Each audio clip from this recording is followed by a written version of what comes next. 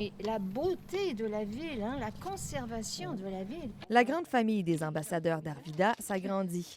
Après Samuel Archibald, Jean-Pierre Bergeron et Ève-Marie Lortie, c'est au tour de Louise Latraverse et de Thierry McCulloch de recevoir les grands honneurs. Parce que ça va de soi, c'est la ville de mon enfance.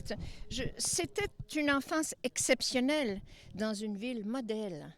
Quand on vieillit aussi, je pense qu'on veut retourner à nos sources.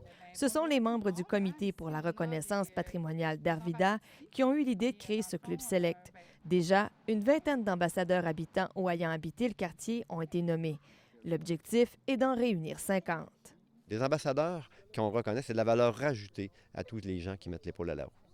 Une boîte à lunch en aluminium symbolisant les travailleurs de l'aluminerie est remise à chaque ambassadeur.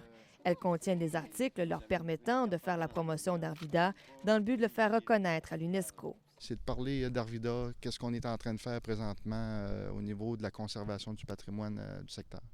L'actrice Louise Latraverse a grandi dans le quartier Sainte-Thérèse. Son père était cadre chez Alcan et responsable de l'urbanisme. Elle est ravie de voir comment son quartier a résisté à l'essor commercial des villes actuelles.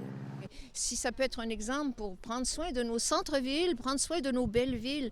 Très impliqué dans le milieu communautaire, Thierry McCulloch habite maintenant la région de l'Estrie.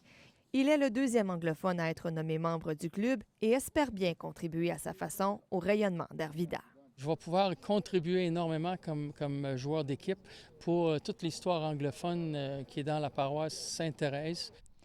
Le quartier Sainte-Thérèse d'Arvida est déjà reconnu comme lieu historique national au Canada et devrait l'être au Québec en 2015. Le processus pour la reconnaissance du quartier auprès de l'UNESCO suit son cours.